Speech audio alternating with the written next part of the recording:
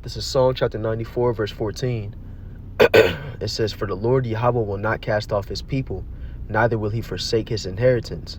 But judgment shall return unto righteousness, and all the upright in heart shall follow it."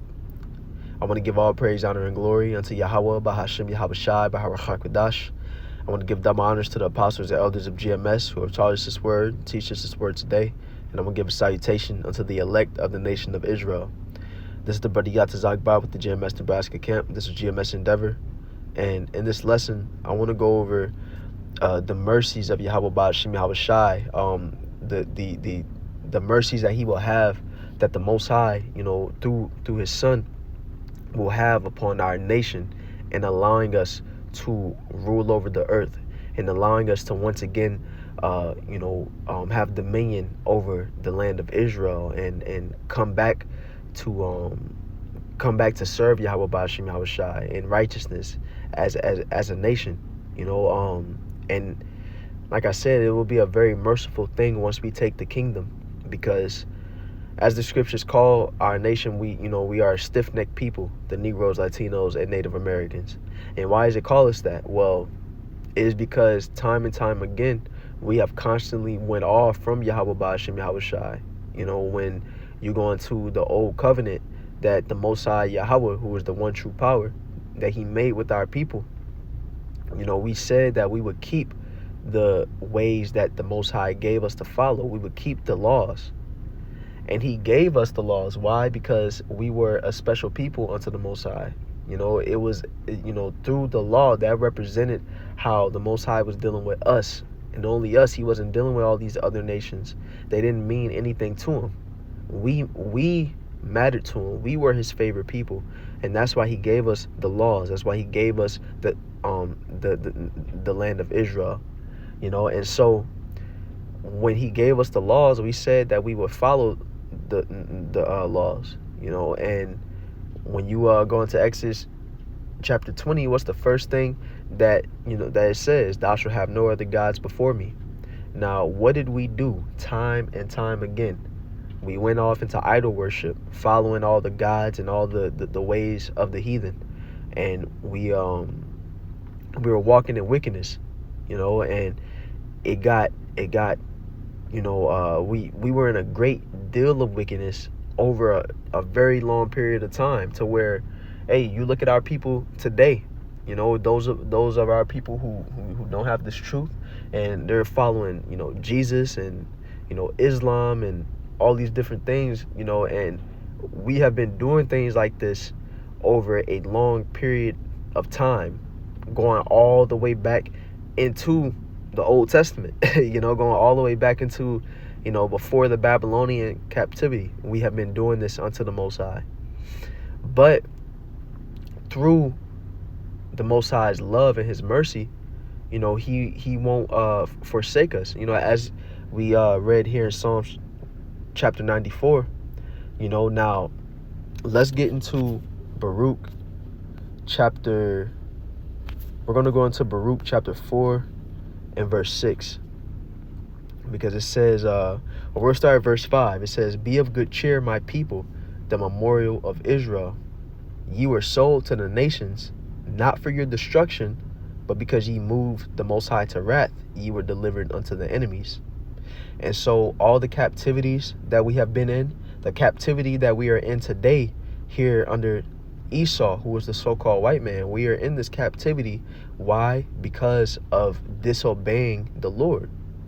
What does it say? It says, "For ye provoked him that made you by sacrificing unto devils and not to the Most High," by going and following all these different gods, by going and following all the ways of the heathen.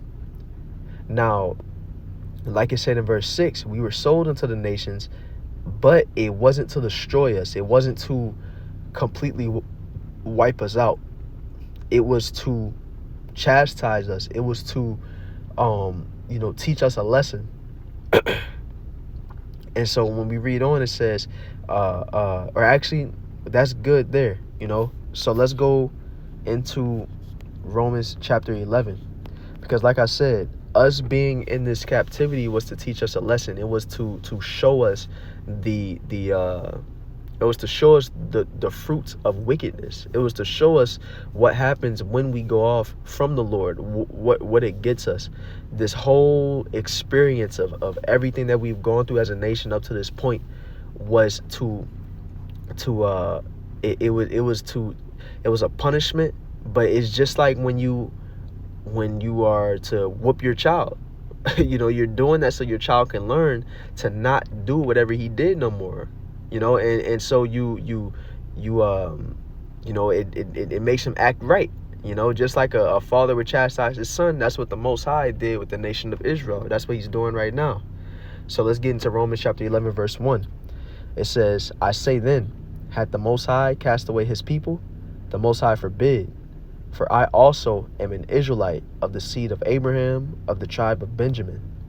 The Most High had not cast away his people which he foreknew. So this is the Apostle Paul speaking, and he's saying, hey, the Most High didn't do away with the nation of Israel. Yes, he has allowed us to be captured by the enemies. He has allowed us to serve this captivity, but he isn't done with his people. He gave us a bill of divorce, but he is accepting us back. And this shows that these people in these churches, these so-called Christians, they don't really understand the scriptures, because if they did, they would know that the Lord ain't dealing with everybody. He's only dealing with his people. When it says, when the scriptures speak about the Gentiles and the Greeks and the Lord accepting them, it's speaking about our people every single time.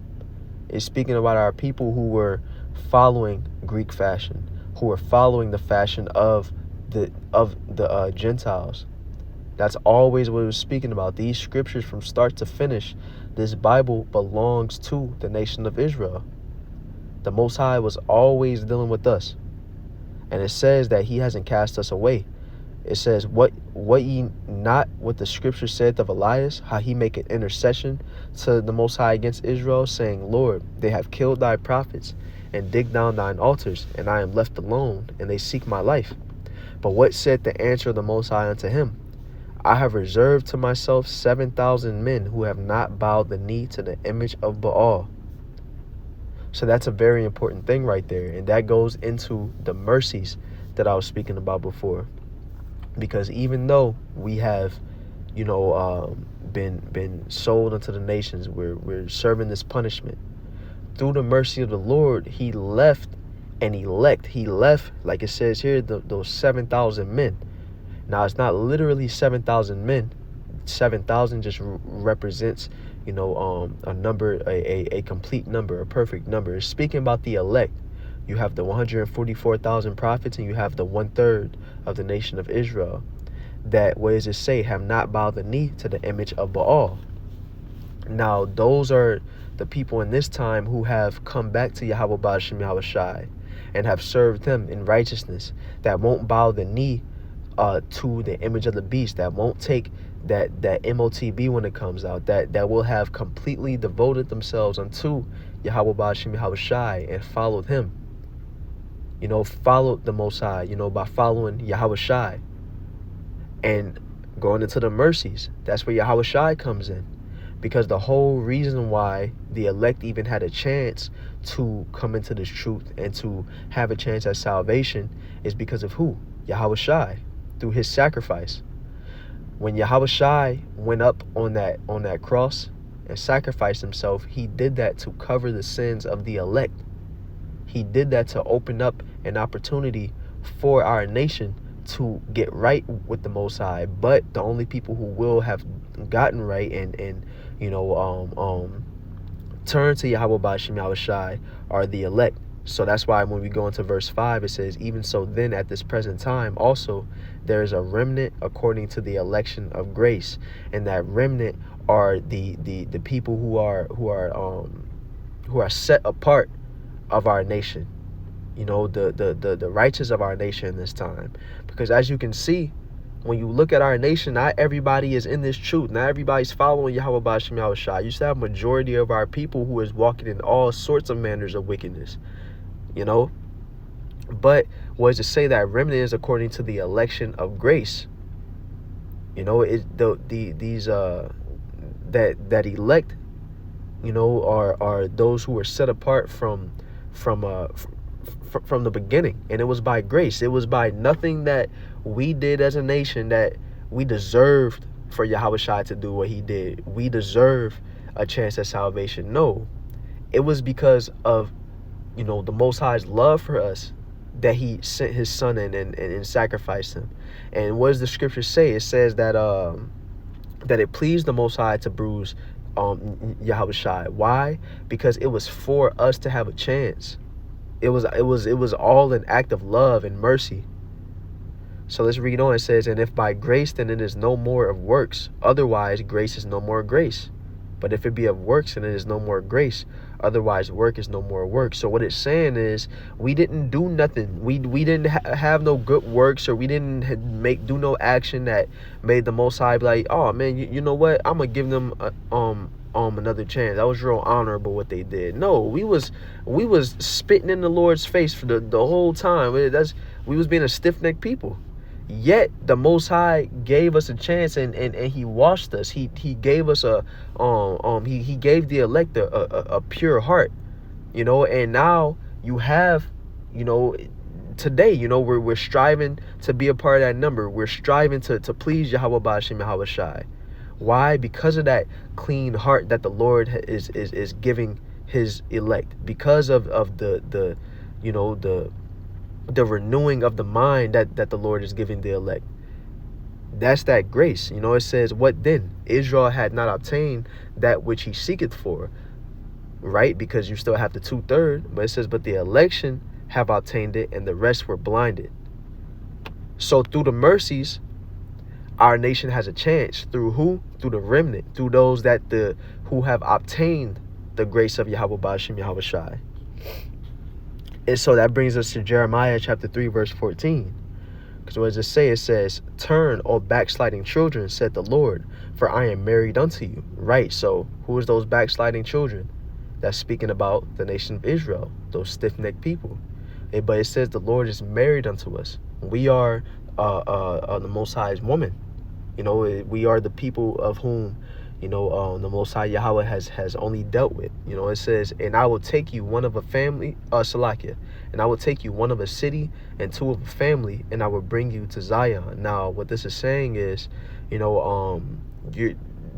this is speaking about the elect, because it goes right back into Romans chapter 11, where you have, the election who have obtained it, but the rest were blinded. And so we look today, for those of us who are in this truth, you may have received the truth, but chances are, your siblings, they aren't in it, or the rest of your family, ain't in the truth with you. The Lord may have woke you up, but not the people around you. And that's the case most of the time.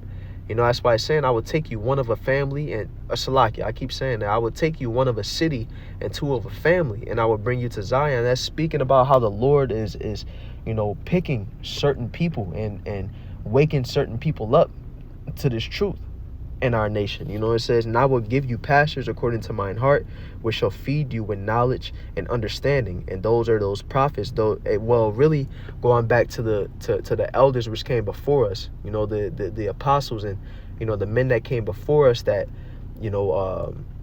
gave us this truth. And really, the truth springing up was a part of the mercies that the Lord gave our nation, because without that, we wouldn't know who Yahweh Ba'ashem Yahweh Shai is. We wouldn't know who we are.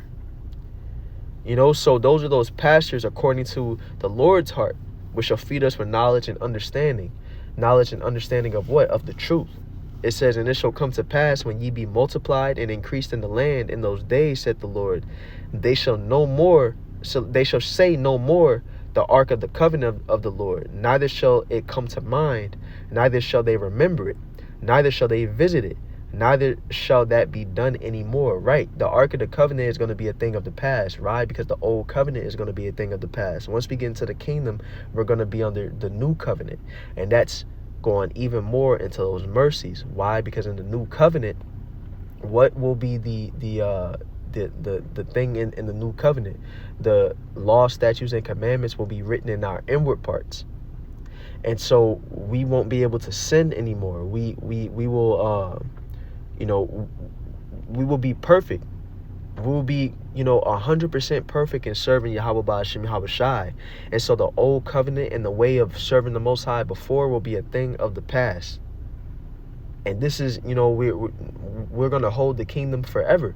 Now, the elect, when they receive salvation, they will be the first fruits of the kingdom. They will be the first ones to be under that second covenant.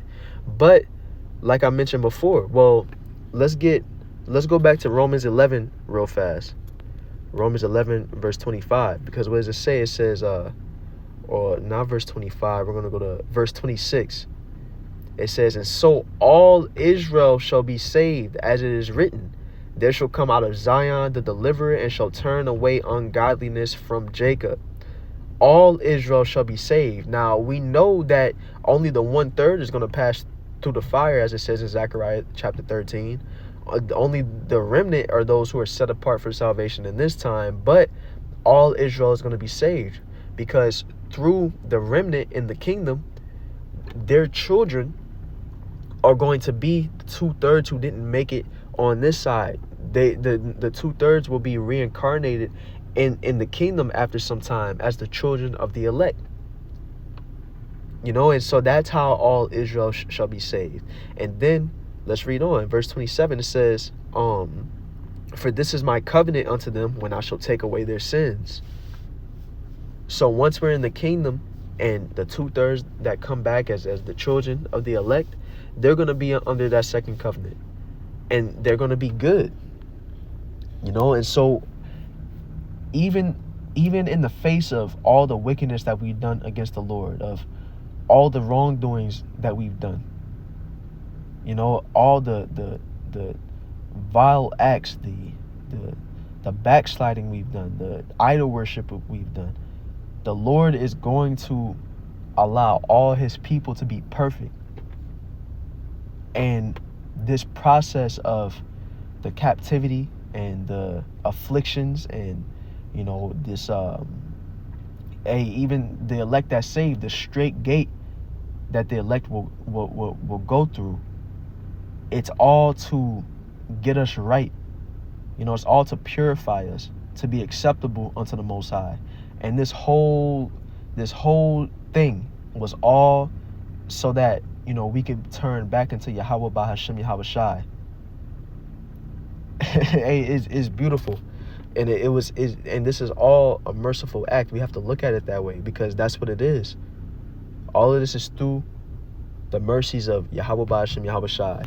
So let's go back to Jeremiah and finish up there, and that'll be it for this lesson. We're going to go down to Jeremiah chapter 3 and verse 17. It says, at that time they shall call Jerusalem the throne of the Lord, right? Because we'll be ruling once again. As it prophesies in Psalm chapter 149, we have the kings and the nobles of the other nations in fetters of iron, in chains. They will be our servants, and we will be on top. And it says in Isaiah chapter 2 that they will flow unto the mountain of the Lord to learn of our ways, and hey, we're gonna be ruling, and we'll be ruling out of Jerusalem as the capital, for lack of better words. It says, and all the nations shall be gathered unto it, to the name of the Lord, to Jerusalem. Neither shall they walk any more after the imagination of their evil heart. In those days, the house of Judah shall walk with the house of Israel, right? The southern kingdom and the northern kingdom will be joined back together. It says, and they shall come together out of the land of the north, to the land that I have given for an inheritance unto your fathers.